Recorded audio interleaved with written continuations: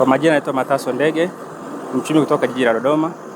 Siku ya leo tunamshukuru Mungu kwamba tumeweza kupata ugeni mkubwa kutoka jiji la Mwanza, ukiongozwa na mstahiki meya pamoja na madiwani wakiwemo maafisa waandamizi kutoka jiji la Mwanza.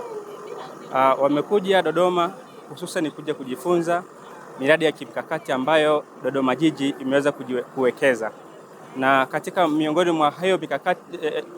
mwa hiyo miradi tuna miradi 7 ya kimkakati, na miongoni mwa hiyo miradi kwa siku ya leo umejifunza miradi miwili.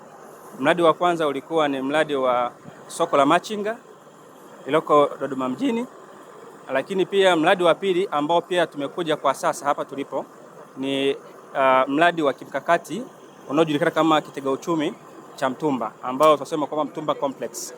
Na wameweza kujifunza vitu vingi, wamefurahishwa sana na uwekezaji wa jiji la Dodoma, lakini pia wametamani sana wakirudi kwao Mwanza waweze kuona namna gani wao kuwekeza katika huu mradi ambao na wao utawasaidia kuweza kuingiza mapato. Kwa majina naitwa Musa Haruni Ngolo, ni diwani wa kata ya Igoma kutoka halmashauri ya jiji la Mwanza, lakini pia ni mwenyekiti wa kamati ya huduma za uchumi, elimu pamoja na afya kwa halmashauri ya jiji la Mwanza. Lakini kwa leo ambapo tumekuwa na ziara, nimekuwa nikikaimu nafasi ya meya wa halmashauri ya jiji la Mwanza, nikiongoza timu ya baraza la madiwani ambayo kimsingi imekuwa na ziara katika jiji letu hili la Dodoma.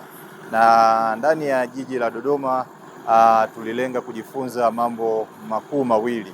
Jambo la kwanza ilikuwa ni habari ya uwekezaji, miradi ya kiuwekezaji ambayo inakuwa imelenga kwa ajili ya kuongeza mapato ya halmashauri.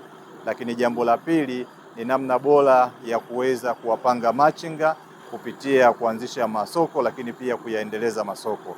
Kimsingi baraza la madiwani kutoka halmashauri ya jiji la Mwanza limeweza kujifunza na kupata kitu cha kwenda kufanya ndani ya halmashauri ya jiji la Mwanza, ikiwa na lengo la kuongeza mapato kwenye halmashauri ya jiji la Mwanza, kwa sababu tunayo maeneo ambayo kimsingi tunafikiria namna ya kuweza kufanya kwa ajili ya kuweka miradi ya kimkakati ambayo kimsingi itaongeza mapato ya ndani kwa maana ya own source kwa halmashauri ya jiji la Mwanza.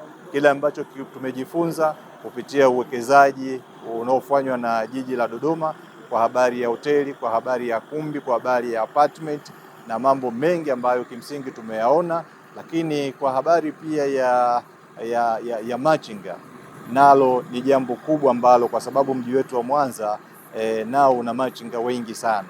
Kwa hiyo kupitia kile ambacho tumeweza kupata kutoka kwa wataalamu pia na kuweza kufika site, tutaenda kukifanya ndani ya halmashauri ya jiji la Mwanza na kulifanya jiji letu la Mwanza liendelee kukua zaidi na kuwa katika namna bora zaidi, huku likiongezeka kimapato zaidi. Asanteni sana, Mungu awabariki.